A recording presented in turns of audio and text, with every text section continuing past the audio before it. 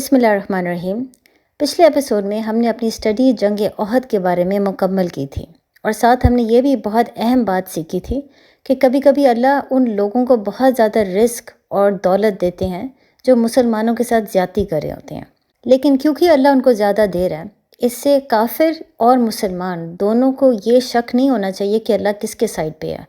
ان کو یہ نہیں سوچنا چاہیے کہ اللہ شاید کافروں سے راضی ہے اس لیے اللہ مزید ان کو دے رہا ہے، اور اللہ شاید مسلمانوں کا ساتھ نہیں دینا چاہتا،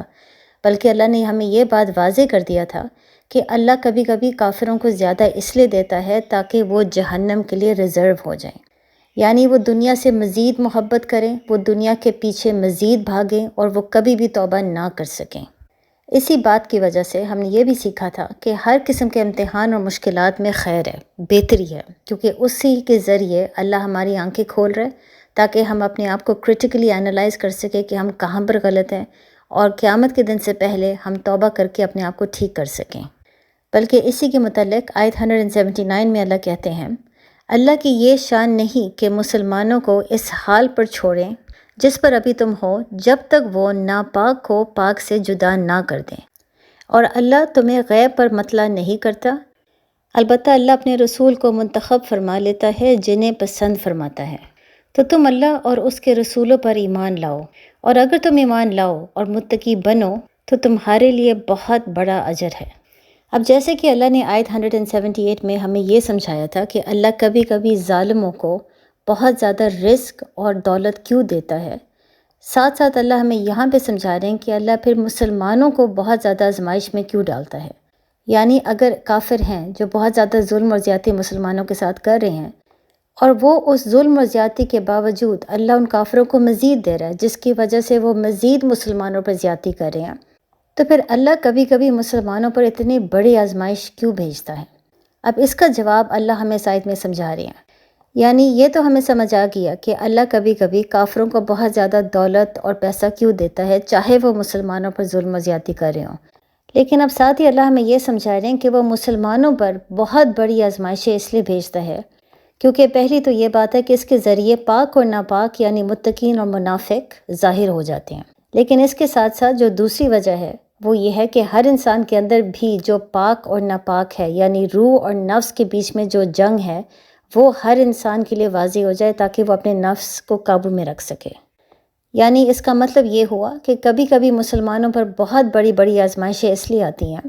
تاکہ وہ ایول کو آئیڈینٹیفائی کر سکیں اور اس کو قابو میں کر سکیں۔ اب جہاں تک منافقین کا تعلق ہے، وہ ہم نے جنگ احد کے آیتوں میں پڑھ لیا تھا کہ منافقین کو ایکسپوز کرنا اس لیے بہت ضروری تھا تاکہ جو مسلمان ہیں وہ سمجھ لیں کہ کن کے پاس جانا چاہیے مشورے کے لیے اور کن لوگوں سے اپنے آپ کو بچا کے رکھنا ضروری ہے۔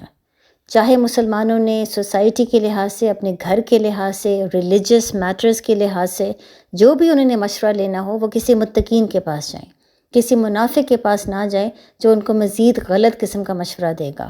لہٰذا اس چیز کی وجہ سے منافقین کو ہائی لائٹ کرنا بہت ضروری تھا تاکہ وہ منافقین بھی اپنے آپ کو بہتر کر سکیں، توبہ کر کے اپنے آپ کو متقین بنا سکیں، اور باقی مسلمان جن کا ایمان بہت کمزور ہے وہ بھی جان لیں کہ ان منافقوں کے پاس جا کر دین کے معاملے میں کچھ پوچھنا یا مشورہ لینا غلط ہے۔ بلکہ آگے جا کے جب آپ مزید تفسیر پڑھیں گے تو آپ یہ بھی جان لیں گے کہ ایک وقت پہ نبی محمد صلی اللہ علیہ وآلہ وسلم نے حضرت حذیفہ کو ایک لسٹ دیا تھا، کچھ نام بتائے تھے، اور ساتھ ہی ان کو یہ سمجھایا گیا تھا کہ یہ ان منافقوں کا نام ہے جو امت کے اندر ابھی بھی ہیں، لیکن ساتھ ہی ان سے یہ وعدہ لیا گیا تھا کہ یہ وہ لسٹ، یہ نام وہ کبھی بھی کسی کے ساتھ شیئر نہیں کریں گے، اور یہ بتانے کا مقصد یہ تھا کہ نبی کے فوت ہونے کے بعد حضرت حذیفہ امت کو ان منافقوں سے بچا کے رکھ سکیں۔ یہ وہ باتیں ہیں جو اللہ ہمیں آیت 179 میں سمجھا رہے ہیں، جو غیب کا علم ہے، یعنی جو چیزیں ہمارے دل کے اندر چھپی ہوئی ہیں وہ صرف اللہ جانتے ہیں، وہ کوئی اور نہیں جانتا۔ یعنی ہمارا کام ہی نہیں ہے کہ ہم کسی اور کو جج کرنے کی کوشش کریں یا کسی اور کے دل کا حال جاننے کی کوشش کریں، یہ صرف اللہ ہی جانتا ہے۔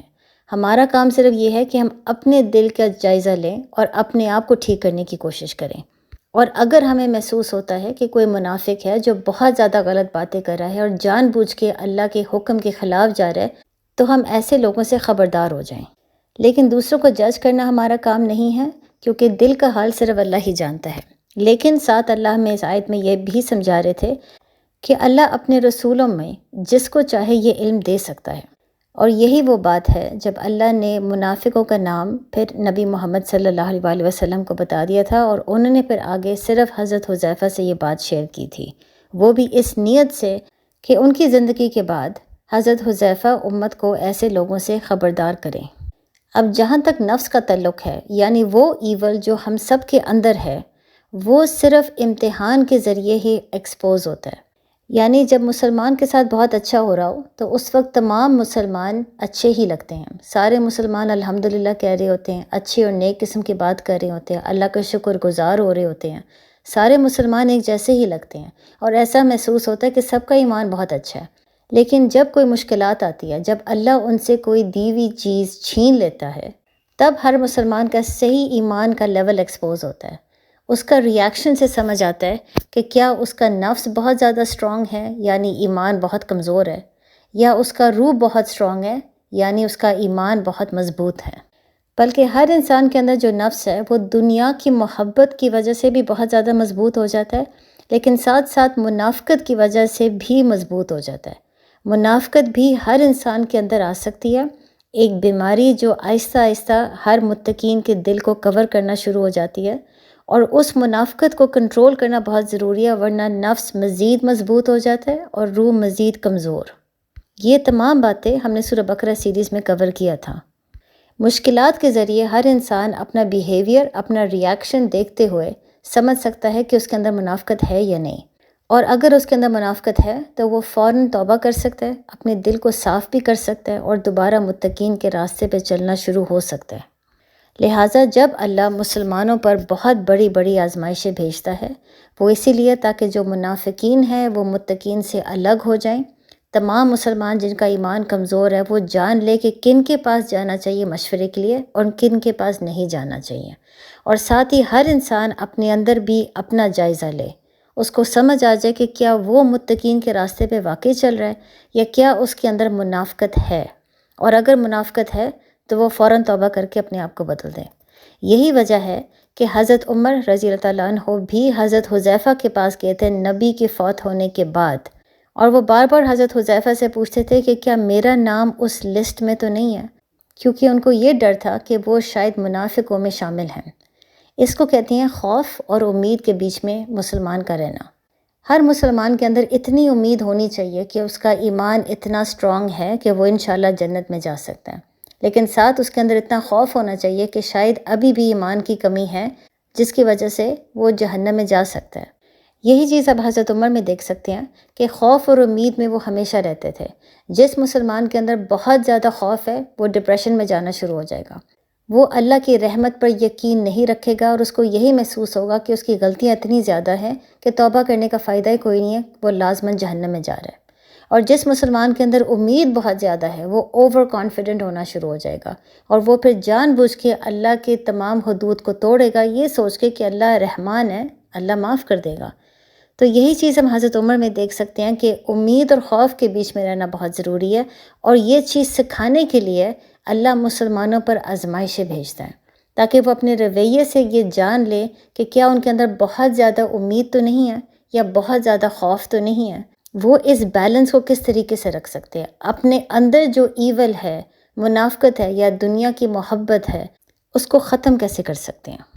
پھر اللہ آیت 180 میں کہتے ہیں، اور جو لوگ اس چیز میں بخل کرتے ہیں جو اللہ نے انہیں اپنے فضل سے دی، وہ ہرگز اسے اپنے لیے اچھا نہ سمجھے، بلکہ یہ بخل ان کے لیے برا ہے۔ عنقریب قیامت کے دن ان کے گلوں میں اسی مال کا طوق بنا کر ڈالا جائے گا جس میں انہوں نے بخل کیا تھا، اور اللہ ہی آسمان اور زمین کا وارث ہے، اور اللہ تمہارے تمام کاموں سے خبردار ہے۔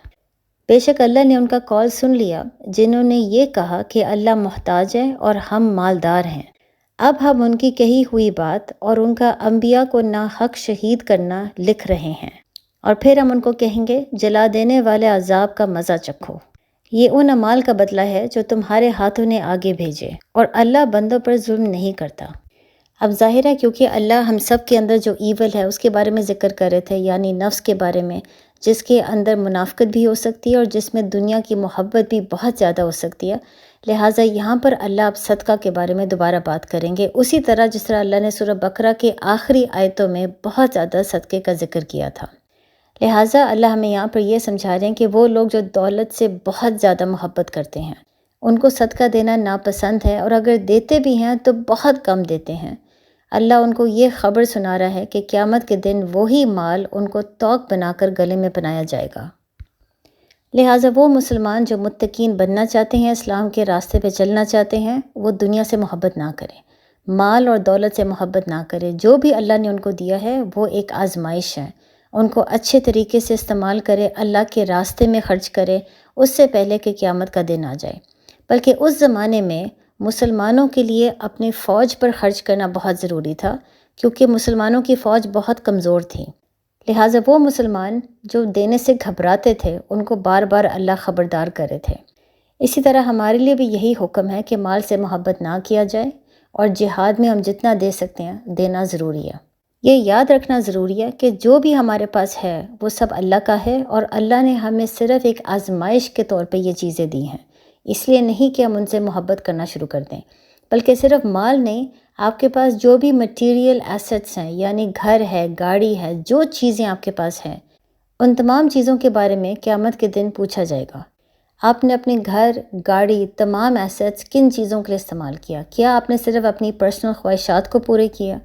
یا کیا آپ نے وہی گھر، وہی گاڑی، وہی ایسٹس کو جہاد کے لیے بھی استعمال کیا، لوگوں کی مدد کرنے کے لیے بھی استعمال کیا، اسلام کو پھیلانے کے لیے مدد کیا؟ اگر نہیں تو پھر وہی گھر اور گاڑی جس سے ہم شدت سے محبت کرتے ہیں، وہی ہمارا جہنم جانے کا ذریعہ بنے گا۔ بلکہ اس کے ساتھ ساتھ آپ دیکھ سکتے ہیں کہ اللہ یہاں پر یہودیوں کی بھی مثال دے رہی ہیں، کیونکہ یہودیوں کو دولت سے بہت زیادہ محبت تھی، دنیا سے، زندگی سے بہت محبت تھی، اور ہم نے یہی چیز سورہ بقرہ میں آیت 96 میں دیکھا تھا، جہاں پر اللہ ہمیں یہ سمجھا رہے تھے کہ یہودیوں کو مشرکین سے بھی زیادہ دنیا سے محبت ہے، بلکہ ہر یہودی یہی چاہتا ہے کہ اس کو موت نہ ملے، وہ کئی سال زندہ رہے تاکہ وہ مزید دنیا کو انجوائے کر سکے۔ یہی بات اللہ یہاں پر دہرا رہے ہیں کہ یہودیوں کے اندر اتنی زیادہ دنیاوی محبت تھی کہ چاہے اس وقت مدینہ میں وہ بہت زیادہ مالدار تھے، ان کو صدقہ دینا، غریبوں کی مدد کرنا، ان چیزوں سے بہت زیادہ نفرت تھی۔ بلکہ یہ ہم نے سورہ بقرہ سیریز میں بھی آپ کو میں نے سمجھایا تھا کہ مدینہ میں مسلمانوں کے آنے سے پہلے جتنی بھی تجارت ہو رہی تھی وہ زیادہ تر یہودیوں کے ہاتھ میں تھا، لہٰذا یہودیوں کے پاس بہت زیادہ سونا اور مال تھا، اور وہ خرچ کرنا پسند نہیں کرتے تھے، بہت زیادہ کنجوس تھے۔ حالانکہ وہ جانتے تھے کہ ان کی اپنی کتابوں میں، تورات میں، اللہ نے بار بار صدقے کا ذکر کیا ہے، لیکن صرف یہ نہیں کہ وہ صدقہ دینا ناپسند کرتے تھے، وہ ساتھ ساتھ مسلمانوں کا بھی مذاق اڑاتے تھے کہ آپ کا خدا بہت غریب ہے، کیونکہ وہ بار بار صدقے کا ذکر کرتا ہے، تو آپ کے خدا کے پاس پیسہ نہیں ہے، بلکہ ہمارے پاس بہت زیادہ پیسہ ہے۔ حالانکہ وہ جانتے تھے کہ ان کی اپنی کتابوں میں وہی خدا نے بار بار صدقے کا ذکر کیا ہے۔ بلکہ اگر آپ قرآن اور اولڈ ٹیسٹمنٹ یعنی تورات کا کمپیریزن کریں، تو جہاں پر اللہ نے مسلمانوں پہ 2.5% زکوٰۃ فرض کر دیا ہے،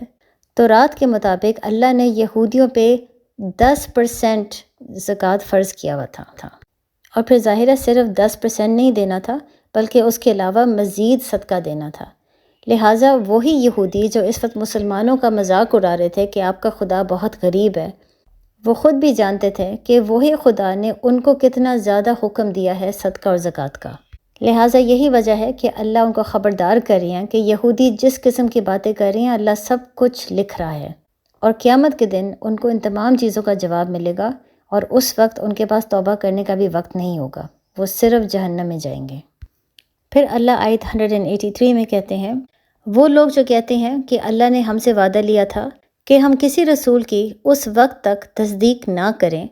جب تک وہ ایسی قربانی پیش نہ کرے جس سے آگ کھا جائے۔ اے حبیب، تم فرما دو، بے شک مجھ سے پہلے بہت سے رسول تمہارے پاس کھلی نشانیاں اور وہی معجزات لے کر آئے جو تم نے کہے تھے، پھر اگر تم سچے ہو تو تم نے انہیں کیوں شہید کیا؟ تو اے حبیب،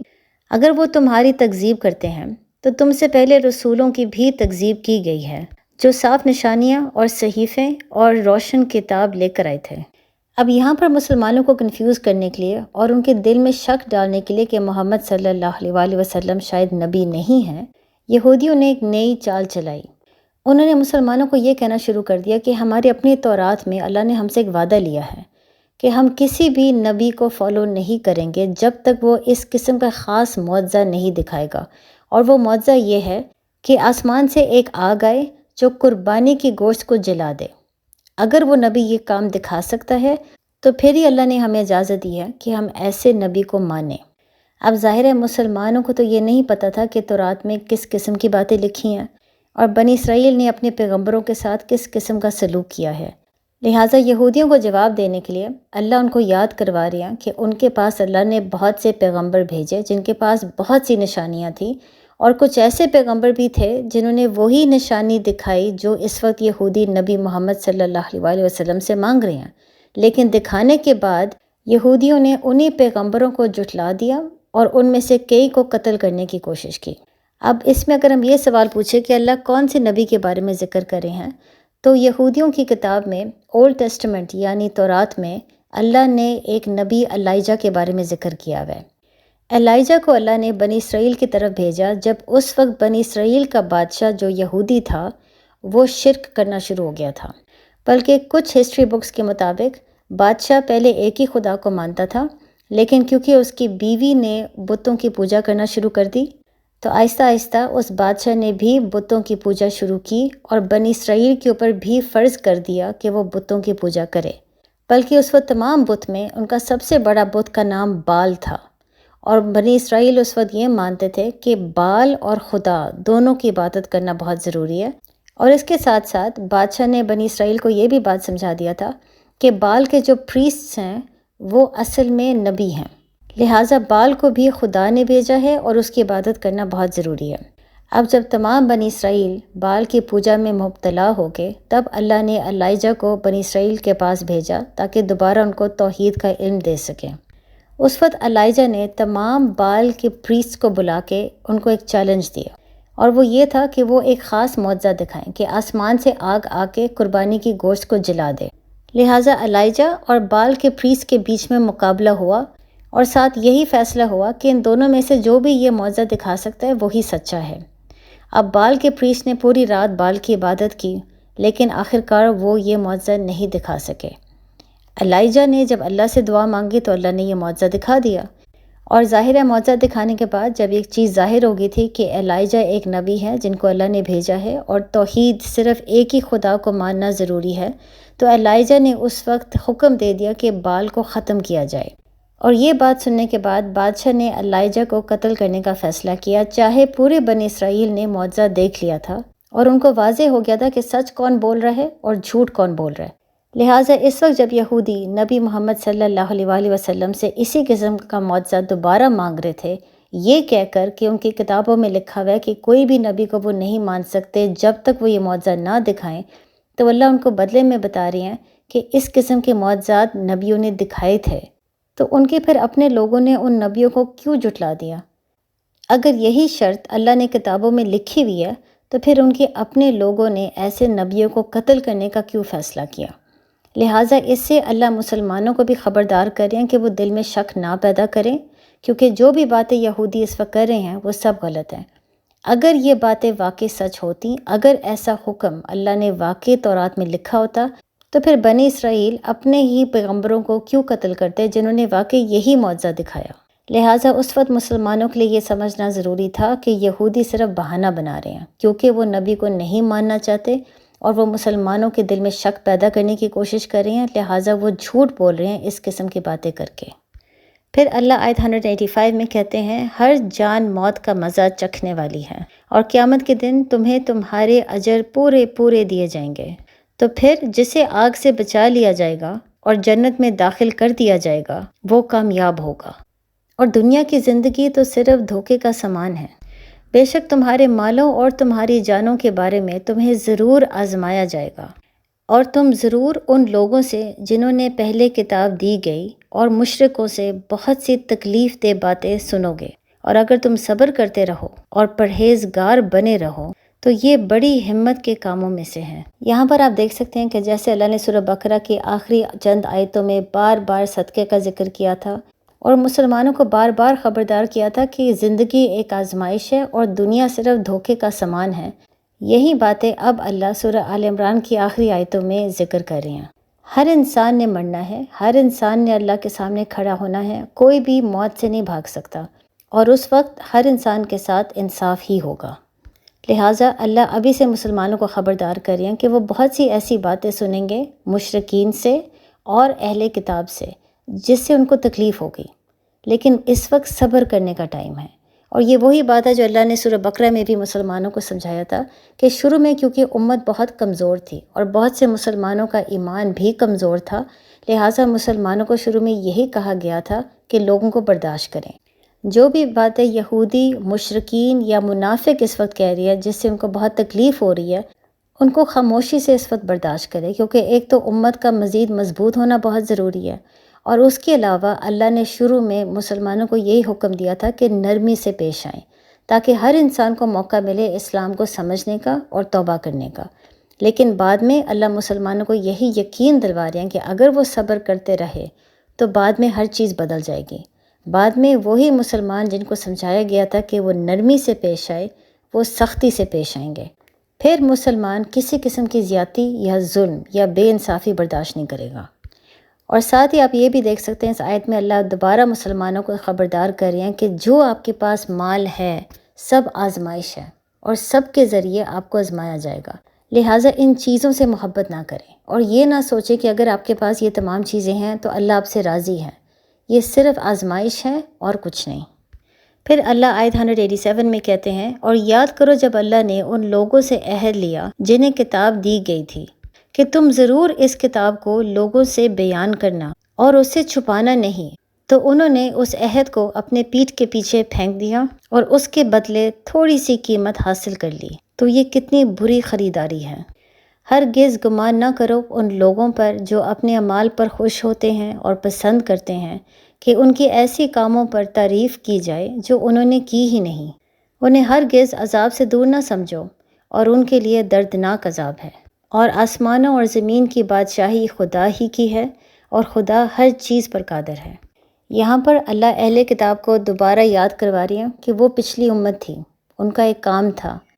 ان کے اوپر فرض کیا گیا تھا کہ وہ لیڈرز بنے۔ جو بھی اللہ نے ان کو کتابیں دی تھیں اور جو باتیں اللہ نے ان کو سمجھائی تھی، ان پر فرض تھا کہ وہ باتیں دوسروں کو سمجھائیں، اسلام کو پھیلائیں، دوسروں کو سچ کے بارے میں بتائیں۔ لیکن بجائے اس کے کہ وہ یہ کام کریں، انہوں نے اللہ کے کئی حکم کو نظر انداز کر دیا اور پیسوں کی لالچ میں اللہ کے بہت سے حکم کو تبدیل کرنے کی کوشش کی۔ لہٰذا یہی وجہ ہے کہ اللہ نے ان سے امت چھین کے ایک آخری امت کو دے دیا، امت محمد صلی اللہ علیہ وآلہ وسلم۔ لہٰذا اللہ آیت 188 میں بنی اسرائیل کو خبردار کر رہے ہیں کہ وہ اس چیز پہ بہت زیادہ کانفیڈنٹ نہ ہو، وہ اس چیز پہ بہت زیادہ فخر نہ کریں کہ وہ ایک چوزن امت ہے، چوزن نیشن ہے، اللہ ان سے بہت راضی ہے کیونکہ وہ بنی اسرائیل ہے اور ان کو ہرگز جنت ملے گی۔ وہ ایسے دھوکے میں نہ رہیں۔ اگر وہ توبہ نہیں کرتے اور اپنے آپ کو تبدیل نہیں کرتے تو قیامت کے دن ان کے پاس صرف اور صرف عذاب ہے۔ لہٰذا یہاں پر آپ دیکھ سکتے ہیں کہ جیسے سورہ بقرہ کے شروع میں ہی اللہ نے بار بار اہل کتاب کو خبردار کیا، اب اللہ سورہ آل عمران کے آخر میں دوبارہ اہل کتاب کو خبردار کر رہے ہیں۔ اسی لیے سورہ بقرہ سورہ آل عمران کمپلیمنٹ کرتے ہیں ایک دوسرے کو۔ سٹوری کی شروعات سورہ بقرہ میں ہے اور سٹوری پھر جا کے سورہ آل عمران کے آخر میں جا کے ختم ہوتی ہے۔ تو یہاں پر ہم ایپیسوڈ کو ختم کرتے ہیں، اگلے ایپیسوڈ میں باقی آیتیں کور کریں گے، لیکن یہ وہ وقت ہے کہ دوبارہ ہم میں سے ہر مسلمان اس چیز کے بارے میں ضرور غور و فکر کرے کہ اللہ نے جب پچھلی امت کو بات سمجھا دی ہے کہ ان کو فخر نہیں کرنا چاہیے اس چیز پہ کہ وہ ایک امت تھیں، کہ وہ ایک چوزن نیشن تھے، اور وہ یہ نہ سوچے کہ ان کی تعریف کی جائے گی ان چیزوں کے لیے جو انہوں نے کیا ہی نہیں۔ لہٰذا جب انہوں نے اللہ کے حکم کو نہیں مانا، اللہ نے جو ان کے اوپر بوجھ اور ذمہ داری ڈالی تھی انہوں نے اس کو پورا نہیں کیا، تو وہ یہ کیسے سوچ سکتے ہیں کہ قیامت کے دن ان کی تعریف کی جائے گی اور اللہ ان کو جنت میں ڈالیں گے۔ اور یہی پیغام ہم سب کے لیے ہے۔ ہم چاہے اپنے آپ کو امت محمد کہتے ہیں، جب تک ہم ثابت نہیں کر کے دکھاتے ہم جنت میں نہیں جا سکتے۔ اور اس کے ساتھ ساتھ اس چیز کو بھی یاد رکھنا بہت ضروری ہے کہ جو بھی آپ کے پاس مال دولت ہے، جو بھی آپ کے پاس میٹیریل ایسٹس ہے، یہ تمام چیزیں آزمائش ہیں۔ جب ہم سے کوئی چیز چھینی جاتی ہے تب ہمیں لگتا ہے اللہ نے ہمیں کسی آزمائش میں ڈال دیا، لیکن ہم بھول جاتے کہ جب اللہ ہمیں دیتا ہے وہ اس سے بڑی آزمائش ہے۔ ہر چیز کا حساب کتاب ہوگا، ہر چیز کے بارے میں قیامت کے دن پوچھا جائے گا۔ لہٰذا جو بھی آپ کے پاس ہے اس کو اللہ کی راہ میں خرچ کریں، اللہ کی راہ میں استعمال کریں۔ السلام علیکم۔